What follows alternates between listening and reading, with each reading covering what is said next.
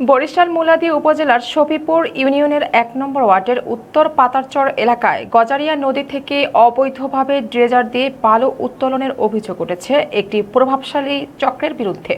বরিশাল থেকে senior staff reporter Mohammad Liton Talukdar জানান, বৃহস্পতিবার সকাল ১১টার দিকে সরেজমিনে নদীর তীরে গেলে স্থানীয়দের সঙ্গে কথা বলে জানা যায়, দীর্ঘদিন ধরে রাতের আধারে ড্রেজার বসিয়ে নদী থেকে বালু উত্তোলন করা হচ্ছে বলে অভিযোগ রয়েছে। স্থানীয়দের দাবি, অবৈধভাবে বালু উত্তোলনের কারণে নদী ভাঙন দিন দিন তীব্র আকার ধারণ করছে। নদী ভাঙনের ফলে উত্তর পাতারচর এলাকার পূর্বপুরুষদের কবরস্থান ও হুমকির মুখে পড়েছে।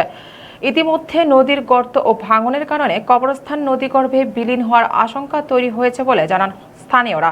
স্থানীয়দের অভিযোগ, যুবদল নেতা পলাশ রাড়ি, রহিম মাঝি ও সিয়াম রাড়ির নেতৃত্বে একদল লোক রাতের আধারে অবৈধ ড্রেজার দিয়ে বালু উত্তোলন করছে। তবে এসব অভিযোগের বিষয়ে সংশ্লিষ্টদের বক্তব্য তাৎক্ষণিকভাবে পাওয়া যায়নি। অবৈধভাবে বালু উত্তোলন বন্ধ করে নদী ভাঙন রোধ এবং কবরস্থান রক্ষায় দ্রুত কার্যকর পদক্ষেপ নেওয়ার জন্য মুলাদী উপজেলা প্রশাসন সহ সংশ্লিষ্ট ঊর্ধ্বতন কর্মকর্তাদের সুদৃষ্টি কামনা করেছেন এলাকাবাসী। যার যার জমিনের মাথা সরকারি জায়গাটা তো যার যার জমিনের মাথা হ্যাঁ খাইব আনতে তো খাইতে দেন, হারা তো গাড় জোরে লইয়া যেতে আছে, খাইতে নিতে আছে, হারা বেশি মাটি ব্যস্ত আছে, খাইতে আছে, এটা তো অবৈধই চলতে আছে। কি ড্রেজার এটা কি বৈধ না বৈধ? এইটা অবৈধ।